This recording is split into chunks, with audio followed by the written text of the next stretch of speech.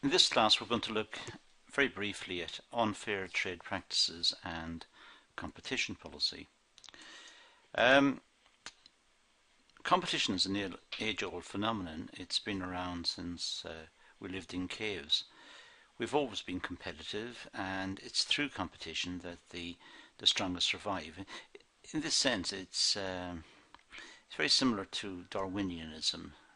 It's survival of the fittest. And through competition, we get good practices that come into the next generation, which we add upon, and so on.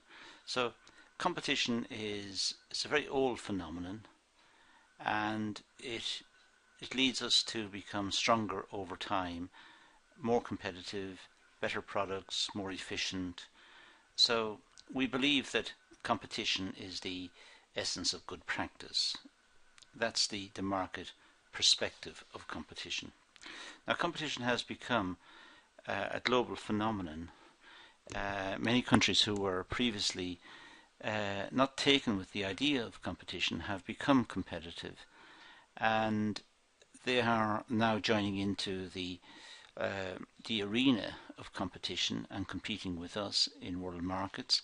So the world has become more competitive probably over the last 20 years, more than in any other decade or in any other period in probably in modern history, to be honest. So the benefits of competition, well, the companies benefit through efficiency. It forces companies to be efficient. There are cost-saving operations and better utilization of resources. So competition drives companies to be efficient. If they're not efficient, their prices will rise, consumers will turn against them, other companies will enter the market, will outcompete them, and the companies will vanish. So in order to survive, they must be competitive. As I said earlier, it's very similar to Charles Darwin, survival of the fittest. The consumer also benefits because the consumer gets a wide range of goods, and all the goods are at competitive prices. So the consumer benefits by getting the lowest possible price for a wide variety of goods.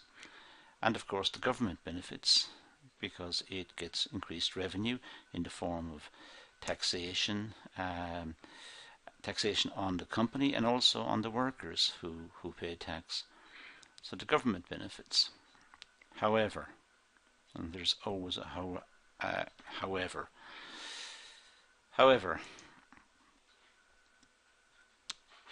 all of these benefits are lost if competition is unfair or if it doesn't exist.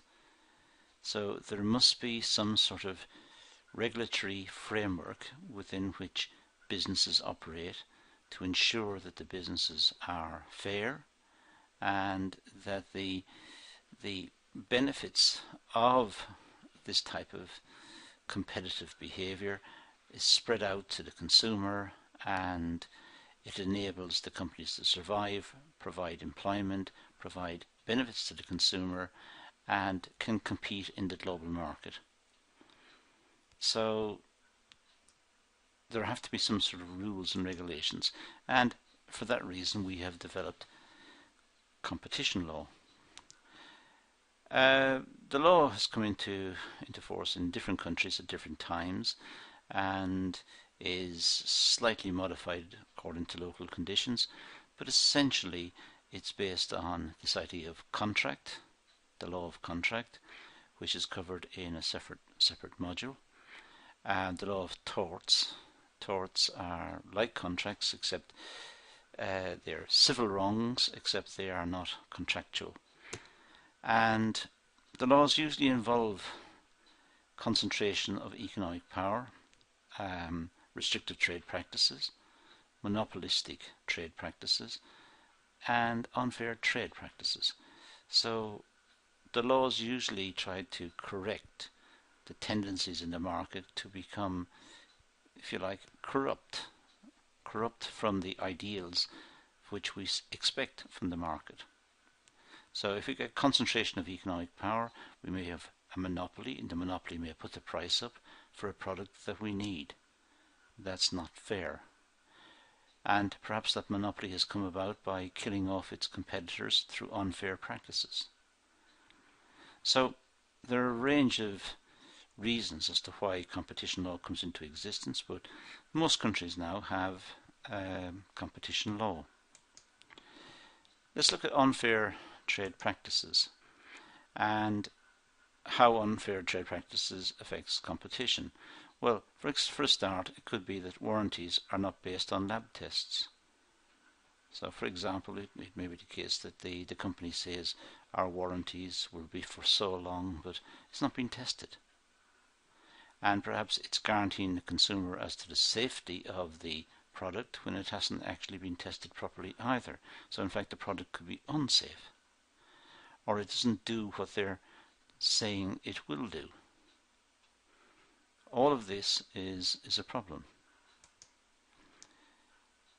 The after sales guarantees may not be honoured. That's a problem. And again, it must be, the onus falls on the government to intervene here to ensure that the consumer is indemnified and compensated for anything that has gone wrong, which is not the consumer's fault. The consumer bought the product in good faith and finds it doesn't work, or it's dangerous, or it's wrong. So after sales guarantees may not be honoured by the company, and these have to be corrected. There may be competitions that are used to promote the product, and perhaps the competitions are fake. Perhaps the prize money is fake, or the actual whole competition itself is fake. And again, people bought it because they thought they were entering a competition in fairness, and that didn't happen. There may be some element of disparagement of competing products. In other words, the company tells the consumers that its competitors have a bad product, or it's a dangerous product, or it's unreliable, or it's poor quality, and this is lies. It's concocted to disparage the competition and to make sales, and that's not fair. It may say things in advertisements which are not right, and that also has to be corrected. It may mislead a consumer into purchasing the product when in fact the product is not suitable. The proverbial 60% off. It might say buy now and get 60% off, but it's never been higher than the existing price. Or it might be higher or on sale somewhere for a limited period of time as a way of trying to support this claim. But 60% off might be just an advertising remark when in fact it's never been that price before. So the competition commissions, as constituted in many countries, they have powers to look into agreements and to direct parties to agreements as how to behave in the context of that agreement. They can prohibit, stop people from entering into agreements when they think these agreements are in restraint of trade. They can modify the agreement, say, well, the agreement can go ahead if it's changed in this way.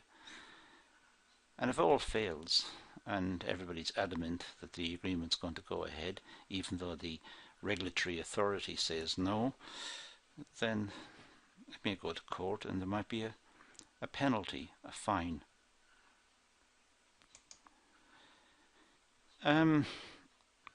Many places, many countries and many jurisdictions say that the law really revolves on this idea that the enterprise should not abuse its dominant position. And we can identify from, again, what many countries do here, we can identify 5 broad categories here. One is imposing discriminatory conditions in purchase or sale of goods. You know, it'll sell under certain conditions and it won't sell under others. Again, that may be against the public interest. It may sell in a way that targets a competitor and beats the competitor out of the market, but only does it for a limited number of time periods, and after which it puts the price up. So it becomes very competitive for a period of time until it kills off the competition. Then it puts the price up and the consumer has to pay more for the product. That's not fair. That's reducing competition. It might limit production or scientific or technical development. It might cut back on the market to force the price up. So it's getting essentially the same revenue because the price is higher, the output is less, but it has less costs. It has less costs and less hassle in running the business. But not all consumers are satisfied because they can't get the product, and the product itself has not been developed. It could also use its dominant position to enter another market and abuse the other market, perhaps get in first and kill off existing producers or existing sellers by predatory pricing, by very low pricing at the start, subsidized pricing. And when they're out of the market, it creates a monopoly in that market. Now, all of those are ways in which companies can abuse their dominant position. The power of the Competition Commission, well, it could fine the company if it's proven to be abusing its position, or it could issue a writ to tell it to stop behaving in this manner, or I suppose finally it could actually close the company down. It could close that aspect or that part or that branch of the company down if the company still was adamant in its behaviour and continued to do what it was doing before, which was an abuse of its position, an abuse of its power over the consumer. So all of these are situations where the regulatory authorities can intervene in the market to control monopoly power or abuse of the market. This is an issue that will crop up again later in other modules, specifically in the law modules. Thank you for watching.